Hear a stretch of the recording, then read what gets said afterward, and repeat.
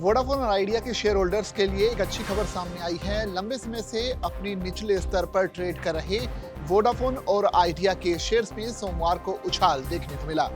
Share बाजार में सोमवार को सपाट स्तर पर कारोबार की शुरुआत हुई। इसके पीछे की वजह 17 सितंबर को अमेरिकी फेडरल रिजर्व की ओर से ब्याज दरों में कटौती के फैसले से पहले निवेश सतर्कता दिखा रहे हैं, तो ऐसे में निवेशक बड़ा ही ध्यान से इस पर ट्रेड कर रहे हैं। इसी बीच कर्ज में डूबी टेलीकॉम कंपनी वोडाफोन आइडिया के शेयर्स में बम्पर उछाल दर्ज किया गया।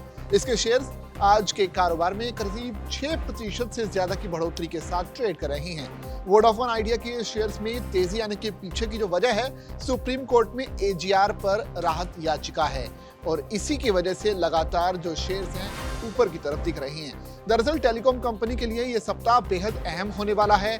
सुप्रीम कोर्ट कंपनी की ओर से दाखिल एजीआर राहत याचिका पर 19 सितंबर को सुनवाई करेगा। ऐसे में इन्वेस्टर्स की नजरें शीर्ष अदालत के फैसले पर टिकी हुई हैं। अगर कंपनी को कोर्ट से कुछ राहत मिलती है तो ये फैसला स्टॉक को मजबूती भी दे सकता है और आने वाले समय में वोडाफोन और आइडिया के शेयर्स और भी उछाल देखते हुए दिखा सकते हैं। सोमवार को वोडाफोन आइडिया के शेयर नेशनल स्टॉक एक्सचेंज यानी एनएसई पर ₹7.75 के लेवल पर कामकाज के लिए खुले, जबकि कुछ देर बाद ही लगभग 7% की भारी तेजी के साथ ये ₹8.20 के स्तर पर पहुंच गए।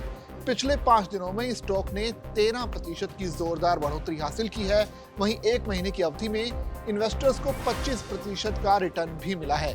6 महीने के दौरान वोडाफोन आइडिया के शेयर्स 16% की ग्रोथ दर्ज कर चुके हैं। साल 2025 में अब तक ये स्टॉक 1% की मामूली बढ़ोतरी ही हासिल कर पाया है। ऐसे में अगर आपके पास भी शेयर्स हैं तो इसके बढ़ने की अब उम्मीद की जा सकती है। बता दें कि कंपनी ने शीर्ष अदालत में करीब 9450 करोड़ रुपए की नई एजीआर डिमांड को चुनौती दी है।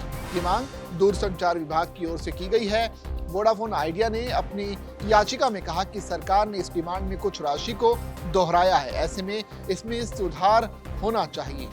अब साफ है, सुप्रीम कोर्ट जो फैसला देगी उसके हिसाब से इन्वेस्टर्स आगे ग्रोथ देखेंगे। यहाँ यह भी बताना जरूरी है कि केवल शैक्षिक उद्देश्यों के लिए ऊपर दिए गए विचार और सुझाव व्यक्तिगत विश्लेषकों या फिर ब्रोकिंग कंपनियों के हैं। ऐसे में जागरण बिजनेस इस तरह के किसी भी शेयर्स को खरीदने की आपको राय नहीं देता है। अगर आप कोई भी शेयर खरीदना चाहते हैं तो पहले अपने किसी भी जानकार से या फिर इससे रिलेटेड किसी विशेषज्ञ से सलाह लें और उसके बाद ही शेयर खरीदें।